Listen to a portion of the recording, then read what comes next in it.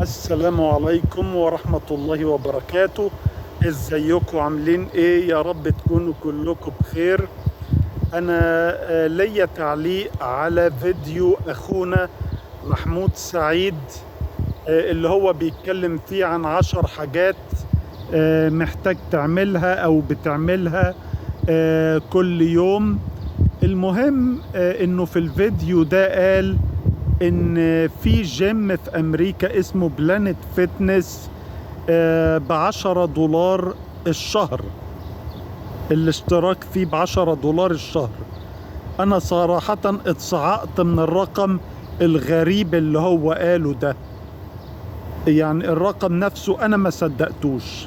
بس اقول لحضراتكم انا مش هطلع في الفيديو ده عشان اقول لكم الرقم ده كذب او خرافة. انا هقول لحضراتكم على حاجة ابسط من كده بكتير. اي حد يا اخوانا عايش في امريكا لقى جيم سواء بلانت فيتنس ولا غيره $10 الشهر، من فضلكم يقول لي عنوان هذا الجيم تحت في التعليقات. معايا حضراتكم يا ريت يعني.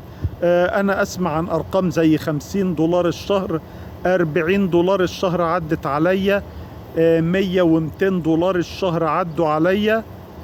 لكن جيم $10 الشهر، الرقم ده انا مستغرب له الصراحة. ما عداش عليا قبل كده ان في جيم في امريكا $10 الشهر.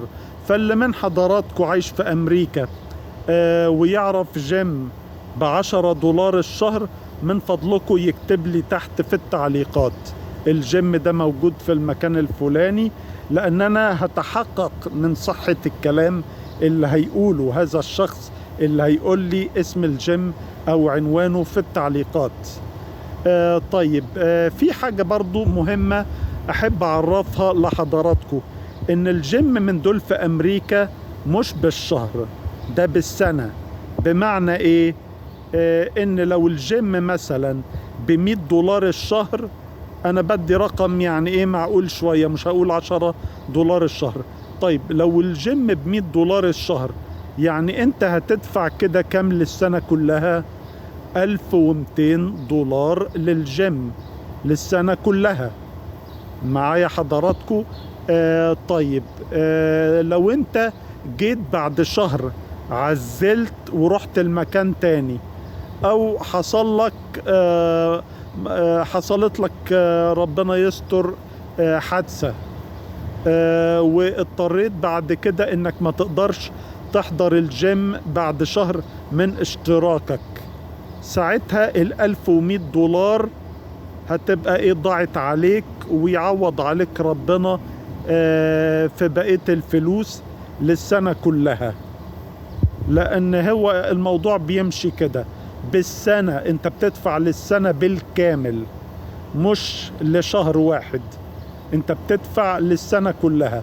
فلو انت لظرف ما محتاجتش للجيم بعدها بشهر او بعدها حتى بيوم، خلاص الفلوس ضاعت عليك ومش هتقدر تاخدها منهم.